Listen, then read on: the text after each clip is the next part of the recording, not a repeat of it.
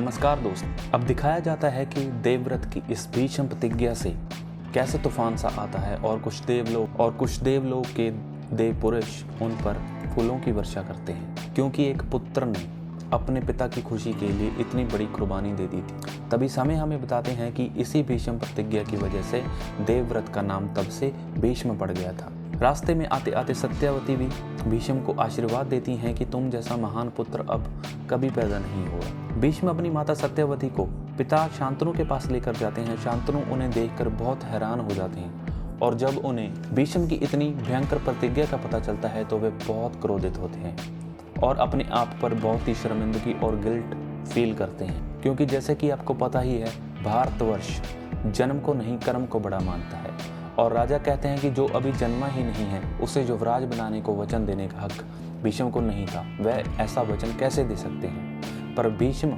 अपनी तीव्र बुद्धि से अपने पिताजी को मना ही लेते हैं। तब राजा शांतनु अपने पुत्र को एक वरदान देते हैं कि वह जब तक खुद ना चाहे वह मरेंगे नहीं, अर्थात उन्हें इच्छा मृत्यु का वरदान मिलता है कि जब तक वह खुद नहीं चाहेंगे तब तक वह इस मृत्यु लोक को नहीं त्यागेंगे। और तभी से हम जैसे कि जानते हैं कि उन्हें भीष्म कहलाया जाने लगा। दोस्तों, यहाँ पर सत्यवती भी अपने आप पर काफ़ी शर्म और गिल्टी फील करती हैं कि उनकी वजह से भीष्म की लाइफ तबाह हो गई, उनकी वजह से भीष्म का जीवन तबाह हो गया।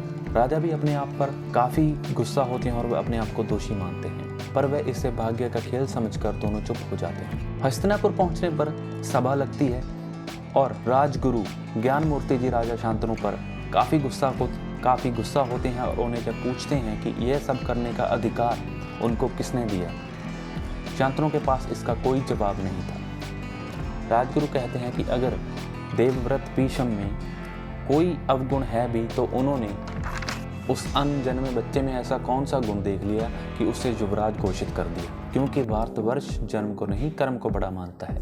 तभी भीष्म राजगुरु को बताते हैं कि राजा ने कोई वचन दिया ही नहीं, यह सारे वचन उन्होंने दिए हैं, क्योंकि अगर वे ऐसा नहीं करते तो शांतनु दुखी रहते और कोई भी दुखी राजा अपने देश और जनता का भला नहीं कर सकता, इसलिए जनहित में उन्होंने ऐसा किया।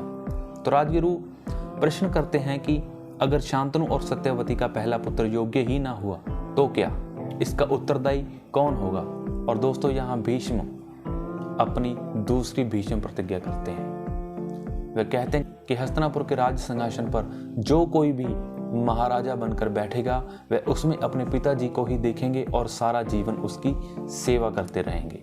शांतनु अब अपने आप में बहुत ही घुटकर रहने लगते हैं कि उन्होंने ये क्या हो जाने दिया।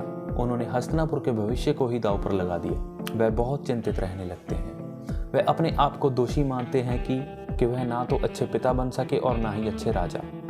तब भीष्म उन्हें थोड़ा हौसला देते हैं कि यह सब उसने अपनी मर्जी से किया है, अपने पिता के सुख के लिए किया है। शांतनु कहते हैं कि अगर उसका भाई यानी उनका पहला पुत्र राजा बनने के योग्य ना हुआ तो क्या होगा? तब दोस्तों, यहाँ पर भीष्म अपनी तीसरी कठोर प्रतिज्ञा करते हैं कि अपने पिता को वचन देते हैं कि वह जीवन भर कुरुवंश और हस्तिनापुर के राज सिंहासन की सेवा करेंगे और उसकी रक्षा करेंगे और इसके सिवा उनके जीवन का कोई और लक्ष्य नहीं होगा। और जब तक वह ये ना देख लें कि हस्तिनापुर चारों ओर से सुरक्षित है और इसको उसकी सेवा की अब और ज़रूरत नहीं है, तब वह अपने प्राण त्यागेंगे। अगले सीन में राजगुरु भीष्म से मिलने जाते हैं और वो उनसे कहते हैं कि वह अब यह राज्य से बहुत दूर जा रहे हैं और इसका स्थान यानी कुलगुरु का स्थान कृपाचार्य को देने को कहते हैं। हाँ दोस्तों, ये वही कृपा जी हैं जो दो बच्चे राजा शांतनु को पेड़ के नीचे मिले थे, कृप और कृपी। यहाँ पर हमें कृपाचार्य के पिता का नाम भी पता चलता है जो कि ऋषि शार्दूल थे। भीष्म के पूछने पर कृपाचार्य बताते हैं कि उनकी बहन का विवाह द्रोणाचार्य से हो गया है। यह जानकर भीष्म बहुत ही प्रसन्न होते हैं और वह द्रोणाचार्य की काफ़ी तारीफ भी करते हैं और कहते हैं कि वह धन्य है कि उन्होंने द्रोणाचार्य के युग में जन्म लिया। सीन बदलता है और हमें दिखाया जाता है कि सत्यवती ने दो पुत्रों को जन्म दिया है, चित्रांगद और विचित्रवीर्य। पर राजा खुश होने की बजाय और भी दुखी हो गए। सत्यवती का भी यही हाल था।